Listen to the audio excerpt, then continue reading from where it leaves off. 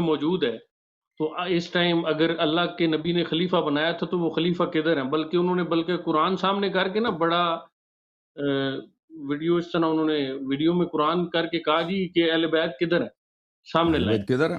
ٹھیک ہے، یہ دوسرا سوال ہے، یہ دوسرا سوال ہے. جی اس زمانے میں قرآن جی بھی کسی کے گھر میں نہیں تھا، ٹھیک ہے نا. ہم نبی کریم صلی اللہ علیہ وسلم کے زمانے کی بات کر رہے ہیں، ان کی وفات کی بات کر رہے ہیں. اس زمانے میں قرآن کسی کے گھر پہ نہیں تھا. لیڈر کو ضروری نہیں ہے کہ کسی کے گھر پہ ہو.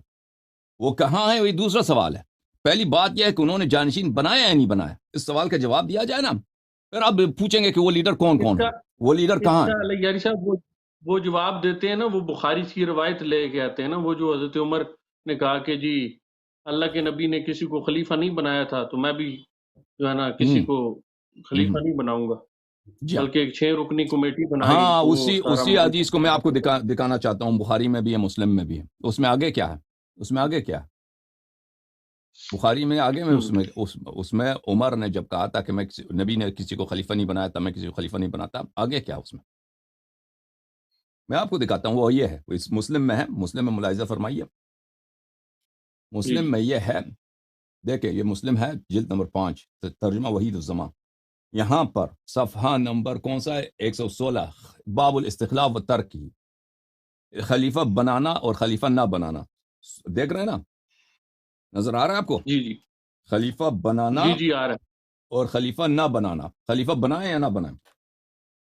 تو یہاں پہ روایت دیکھ لیجئے، میں اختصار کے ساتھ عرض کر رہا ہوں کہ عبداللہ ابن عمر ہے جی کہتا ہے میں نے اپنے والد کے پاس گیا، میں نے ان سے کہا کہ لوگوں سے میں نے سنا ہے، لوگوں سے ایک بات سنی تو قسم کھالی کہ آپ سے ضرور اس کا ذکر کروں.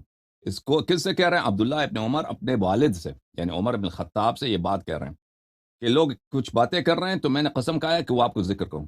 وہ کہتے ہیں آپ کسی کو خلیفہ نہیں کریں گے اور آپ کا کوئی اور نہیں کریں گے. یا اب اس کا اپنا جملہ شروع ہو رہا ہے. اگر آپ کا کوئی چرانے والا اونٹوں کا یا بکریوں کا پھر وہ آپ کے پاس چلا آوے اور ان اونٹوں یا بکریوں کو چھوڑ دیں، ٹھیک ہے نا. کہہ رہا ہے کہ اگر آپ کا ایک چرواہا ہے، اس کی ذمہ داری آپ نے رکھا جی ہے کہ بھئی یہ میرے اونٹ ہیں، میرے یہ گدے ہیں، یہ جو میرے بکریاں ہیں، ان کو آپ چرائیں، تو وہ اس کو صحرا میں چھوڑ کے آپ کے پاس چلا آتا ہے. وہ زیادہ عرصے کے لیے نہیں، مثلا ایک دن کے لیے آ جاتا ہے آپ کے پاس، وہ بھی وہ چر رہے ہیں صحرا میں. تو آپ یہ سمجھیں گے کہ وہ جانور برباد ہو گئے ہیں. اس صورت میں وہ جانور برباد ہو گئے. آدمیوں کا خیال تو بہت زیادہ ضروری ہے. یہ تو جانوروں کی بات ہو رہی ہے.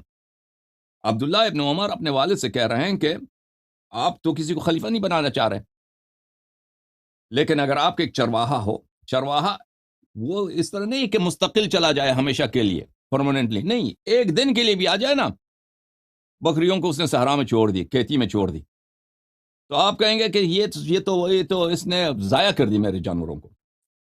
انسانوں کا خیال تو بہت ضروری ہے.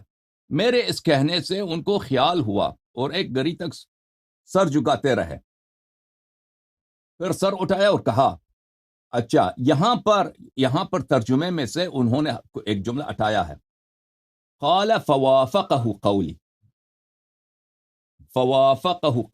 یہ ان ترجمے والے وحید الزمان نے اس جملے کو ہٹا دیا ہے. وافقہ قولی کا مطلب یہ ہے کہ عمر نے میری بات سے موافقت کی. پھر اس نے سر نیچے کیا. سر نیچے اٹھانے کے بعد کہا ہے کہ اللہ جل جلالہ اپنے دین کی حفاظت کرے گا، اور میں کسی کو خلیفہ نہ کروں تو رسول اللہ صلی اللہ علیہ وسلم نے کسی کو خلیفہ نہیں کیا، اور میں خلیفہ کروں تو ابو بکر نے خلیفہ کیا. ٹھیک ہے نا. تو ابو بکر نے خلیفہ کیا ہے. کہنے کا مقصد یہ ہے کہ اب عمر نے خود اعتراف کیا ہے، اور اس کے بیٹے نے کہا ہے کہ اگر کوئی چرواہا ہے وہ جانوروں کو ایک دن کے لیے بھی چھوڑ دیتا ہے بغیر کسی خیال رکھنے والے کا، تو آپ یہی کہیں گے کہ اس نے خیانت کی ہے، اس نے غداری کی. یہ تو انسانوں پورے اسلامی معاشرہ ہے، یہ تو اس سے زیادہ اہم ہے. آپ اس کو چھوڑ کے جا رہے ہیں بغیر کسی لیڈر کے. تو عمر نے اسے موافقت کی. اور یہ بات جو ہے نا خوب ہے عدم استخلاف، کہ آپ کوئی شخص چلا جائے اس کے لیے کوئی جانشین تعین نہ کرے، اور کوئی طریقہ بھی نہ بتائے کس طرح سے تعین کرو، اور کوئی وہاں پر کوئی میکانزم بھی نہ رکھے، اور یہ بھی پتا ہو کہ بعد میں اس مسئلے پہ اختلاف بھی ہوگا. تو اور پتہ بھی ہے کہ ان کو امام کی سخت ضرورت ہے. اس معاشرے کو امام کی سخت ضرورت ہے. میں آپ کو ایک اجازت دیں، میں آپ کو ایک مزید روایت دکھا دیتا ہوں. جی جی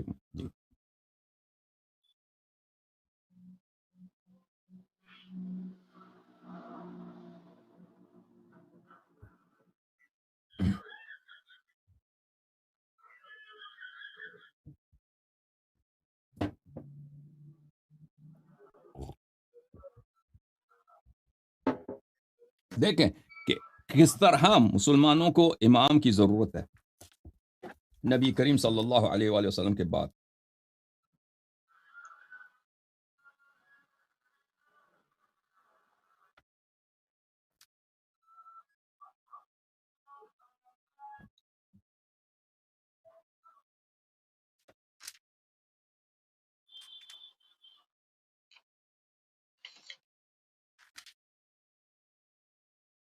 اچھا یہ عزیزو، یہ کتاب ہے مسلم، صحیح مسلم، مسلم حجاج قشیری نیشابوری کی کتاب ہے.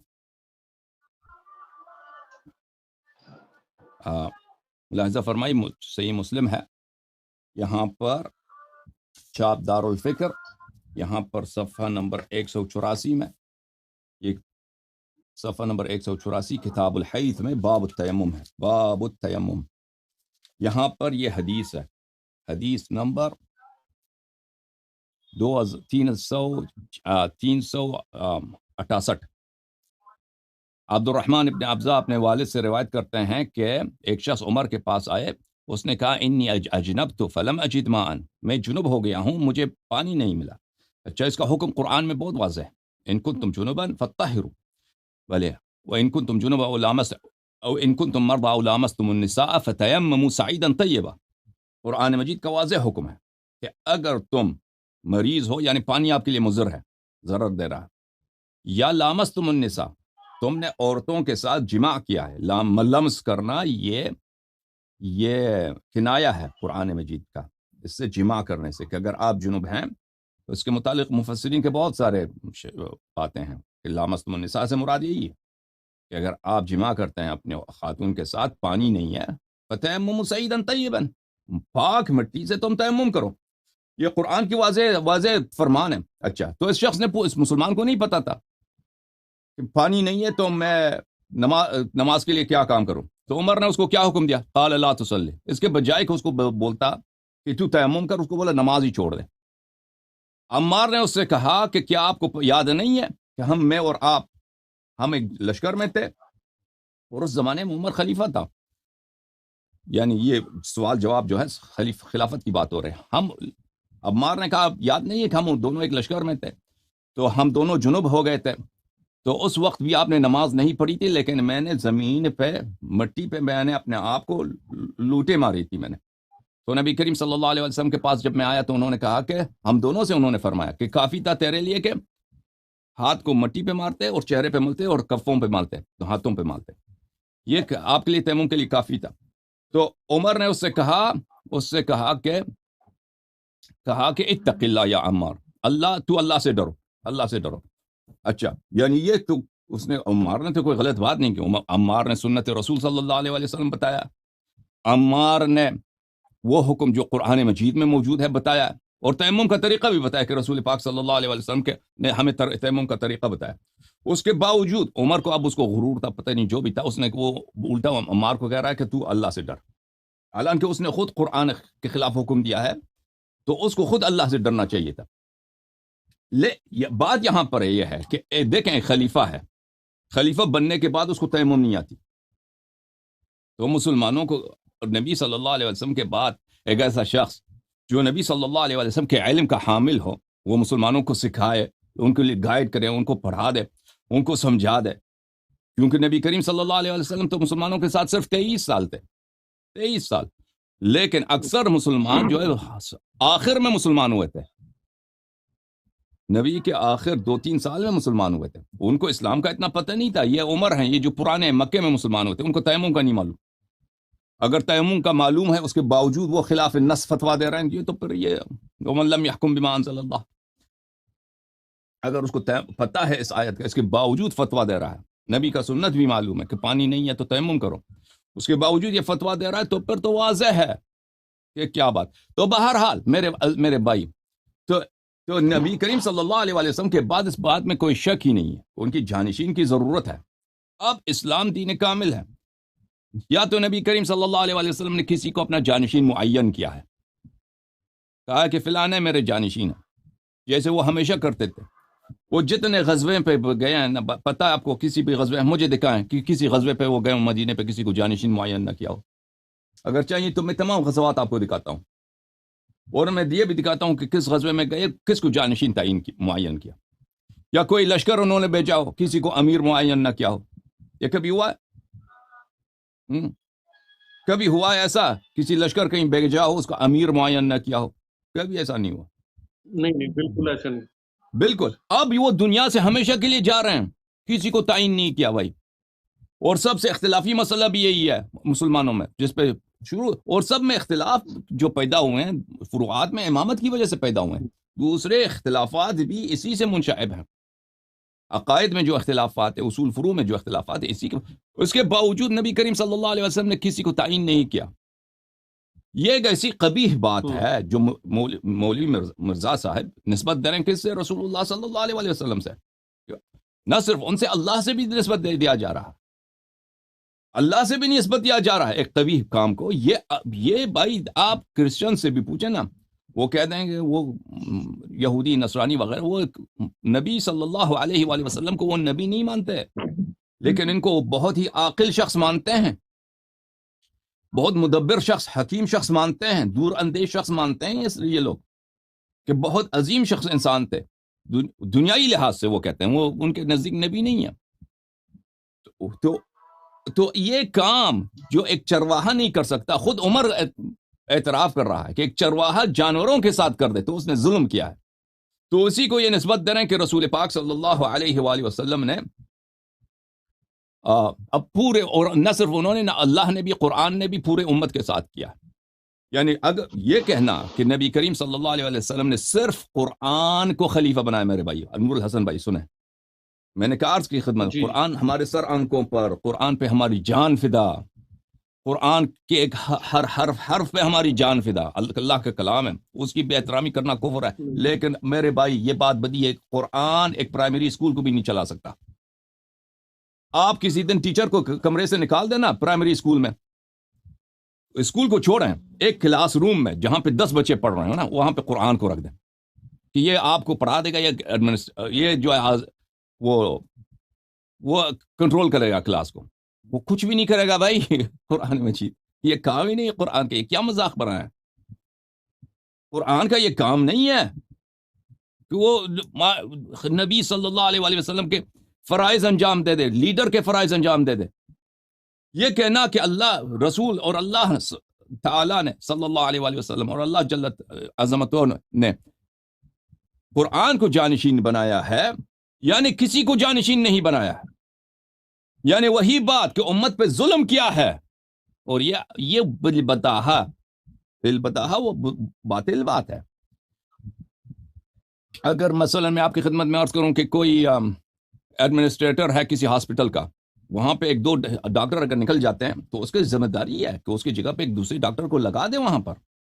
اگر وہ کسی کو نہیں لگاتا، وہاں پہ مریض بھائی مر رہے ہیں، ایمرجنسی روم میں مریض مر رہے ہیں، وہاں پہ نرسوں کو نہیں آتا، نرس ہیں، وہ نرس ہیں، ڈاکٹر نہیں ہیں.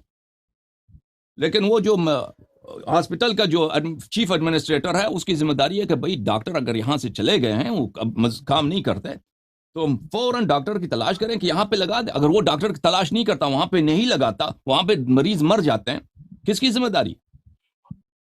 وہ ایڈمنسٹریٹر کی ذمہ داری ہے کہ بھئی اس نے وہاں پہ ڈاکٹر نہیں لائے. کوالیفائڈ ڈاکٹر لانے چاہیے جس طرح وہ مریضوں کی جان بچا دے. اسی طرح نبی کریم صلی اللہ علیہ وسلم دنیا سے جا رہا ہے، وہ ہمیشہ کے لیے جا رہا ہے، وہ ایک لیڈر ہے. اس کے بعد لیڈرشپ کے فرائض کون انجام دے گا؟ یہ اللہ کی ذمہ داری ہے. یہ جا رہا ہے تو اس کی جگہ پہ لگا دے، کسی شخص کی تعین کر دے. اچھا، تو پھر اللہ تعالیٰ نے تعین کی ہے، اور رسول اللہ صلی اللہ علیہ وآلہ وسلم نے اس بات کو اپنے احادیث میں بیان کیا ہے. حدیث ثقلین ہے، حدیث خلیفتی علی خلیفتی فی امتی. میں حدیث اگر آپ کو مل جائے تو میں وہ دکھا دیتا ہوں آپ کی خدمت میں، وہ بھی حدیث صحیح ہے جی جی وہ صحیح سند کے ساتھ مروی ہے.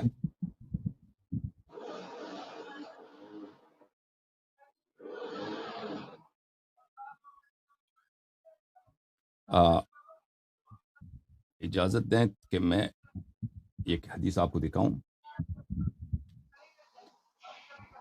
یہ کتاب ہے کتاب السنہ لأبی بکر احمد بن عمرو بن ابی عاصم الجزء الاول چھاپ دار السمیعی للنشر. اس کتاب کے محقق ہیں کون ہیں؟ ڈاکٹر باسم فیصل جوابرہ، استاد الحدیث بکلیت اصول الدین کالج میں، امام محمد ابن سعود یونیورسٹی ریاض میں، یہ اس حدیث کے پروفیسر ہیں. یہ جزء اول ہے. اچھا یہاں پر آپ کو لے کے چلتے ہیں میرے بھائیوں صفحہ نمبر 799 میں.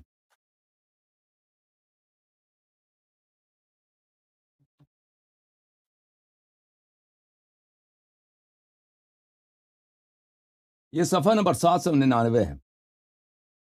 یہ حدیث دیکھیے، حدیث 1222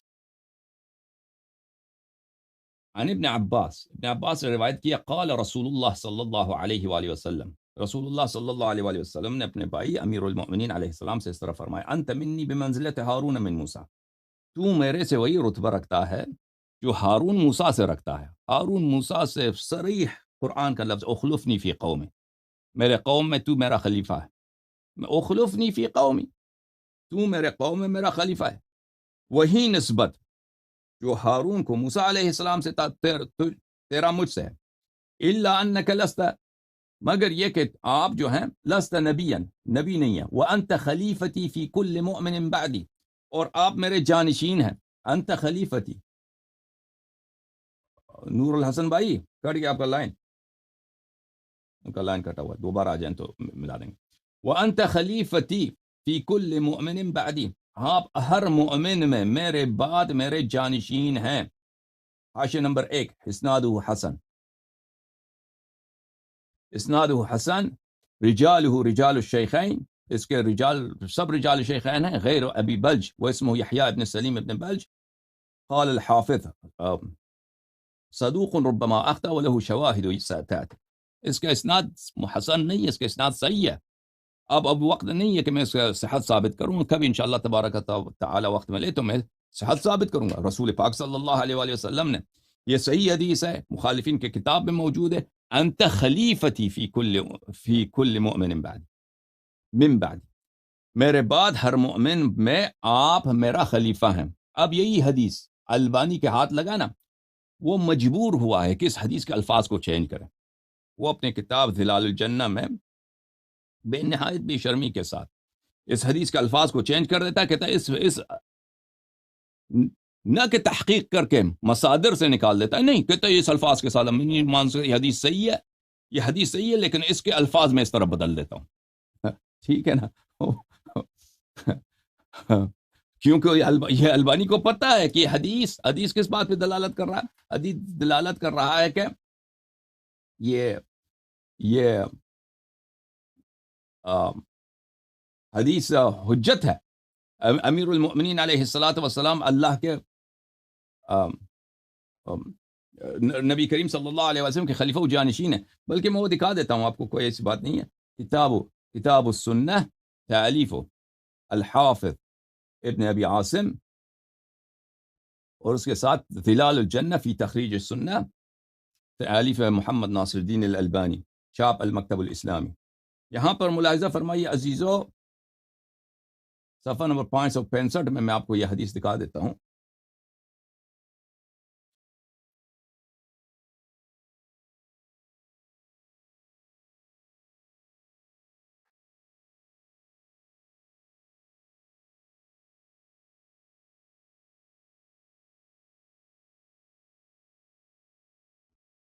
یہ دیکھیں، اس نے حدیث کے الفاظ اس طرح چینج کیے ہیں.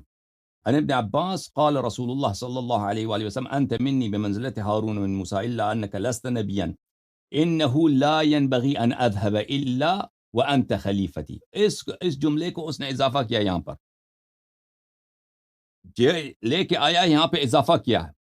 کہتا ہے مجھے یہ کہاں سے ملا؟ یہ مسند احمد میں ملا ہے. وہ دوسری حدیث ہے، اس سند کے ساتھ ہے ہی نہیں وہ حدیث. میں آپ کی خدمت میں دکھا دیتا ہوں.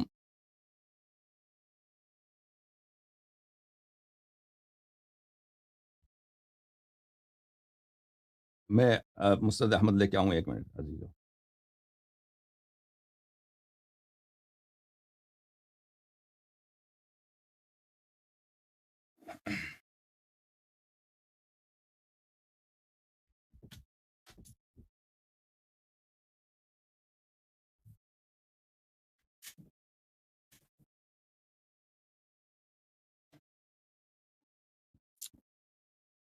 وہ اچھا ملاحظہ فرمائیے کہ اس نے البانی نے یہ فقرہ اس میں اضافہ کیا، انه لا ينبغي ان اذهب الا وانت خلیفتی فی کل مؤمن بعدی، اسناد حسن ورجاله رجال الشیخین.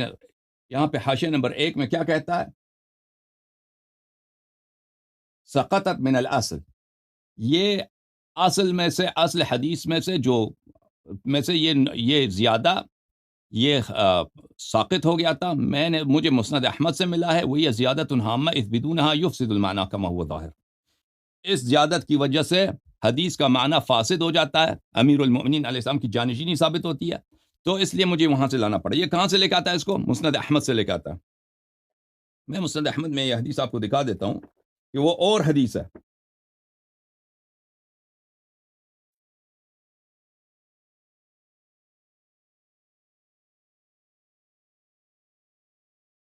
ملاحظہ فرمائیے، وہ اور حدیث ہے. وہ حدیث ہے عبداللہ ابن عباس کی حدیث. یہ مسند احمد ابن حنبل ہے، چاپ دار احیاء تراث العربی، جو چھپی ہے سنہ 1994 میں بیروت لبنان میں. یہاں پر مسند احمد عبداللہ ابن عباس میں، مسند عبداللہ ابن عباس صفحہ نمبر 544 میں، یہاں پر حدیث 3052 میں اس وہاں سے اس نے نکالا ہے. بل حدثنا فلانا فلان انی جالس الى ابن عباس اذ اتاه تسعة رحت فقالوا يا ابن عباس اما ان تقوم معنا واما ان تخلونا هؤلاء. یہ آگے جا کر آ جاتا ہے. پھر یہاں پر امیر المؤمنین علیہ الصلاۃ والسلام کے 9 مناقب بیان کرتے ہیں. ان مناقب میں اللہ آپ کا بھلا کرے، میں آپ کو دکھا دیتا ہوں. ان مناقب میں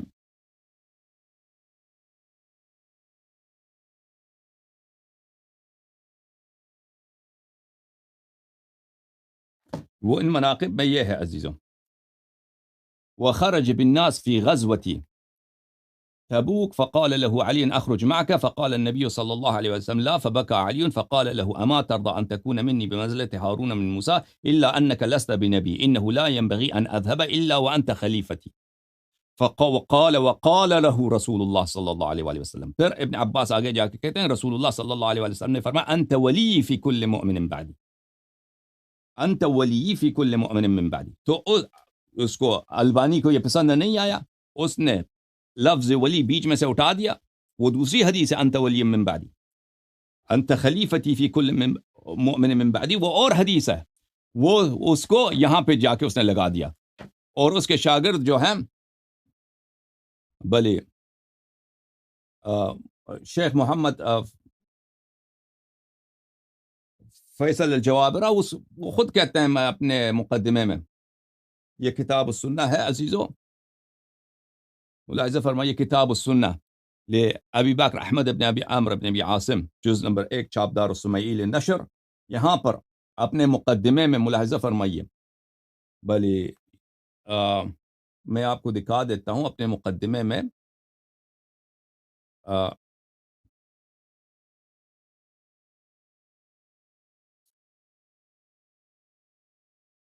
صفحہ نمبر 8 میں هذا وقد تبع كتاب السنة للمرة الأولى قبل نحو من 20 عاما.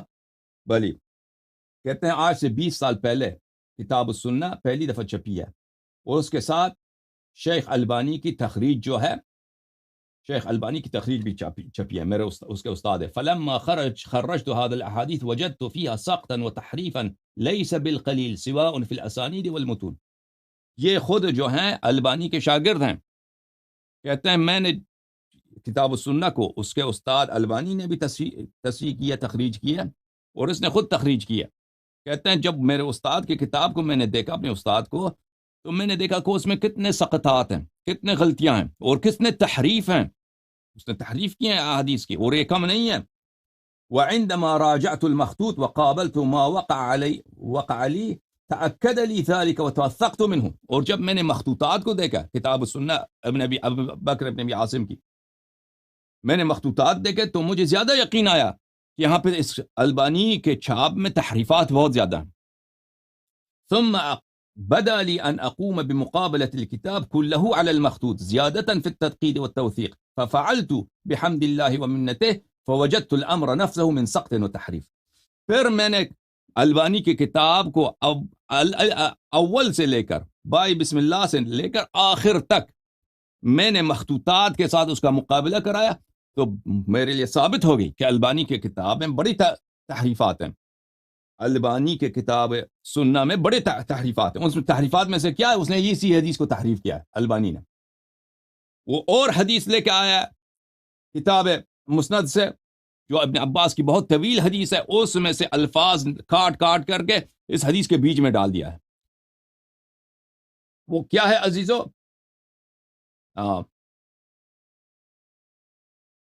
آپ کی خدمت میں عرض کریں کہ کون سی حدیث ہے؟ ابھی ہمارے بھائی نور الحسن صاحب تشریف لا رہے ہیں تو ان کے ساتھ گفتگو کریں گے. وہ یہ ہے کہ رسول اللہ صلی اللہ علیہ وآلہ وسلم نے فرمایا انت منی بمنزلت ہارون من موسیٰ الا انک لست نبیا وانت خلیفتی فی کل مؤمن بعدی. انت خلیفتی، وہ حدیث حسن ہے، اور حدیث حسن حدیث صحیح کے اقسام میں سے ایک ہے. آپ میرے خلیفہ ہیں ہر مومن پر میرے بعد. کہنے کا مقصد یہ ہے عزیزوں کہ رسول پاک صلی اللہ علیہ وآلہ وسلم نے جانشین تعین فرمایا. کیوں کہتے ہیں جانشین تعین نہیں کیا؟ انت ولی فی کل مؤمن من بعدی، یہ بھی جانشینی میرے بعد آپ ہر مومن کے ولی ہیں. یہ ہو ہی نہیں سکتا کہ نبی صلی اللہ علیہ وآلہ وسلم کے وفات کے بعد وہ مؤمنین کے ناصر بن گئے. ان سے پہلے ناصر نہیں تھے، دوست نہیں تھے. انت ولی فی کل مؤمن من بعدی، یہ بھی ولی سے واضح قرینہ ہے. من بعدی یہ واضح قرینہ ہے کہ میرے بعد آپ مومنین کے سرپرست ہیں. اچھا، اب میرے بھائی چلے گئے. ان کا سوال جو تھا کہ ہر حدیث کے لیے سماع کیا ضروری ہے، تو اس سوال کا جواب میں نے پچھلے ہفتے دے دیا تھا آپ کی خدمت میں.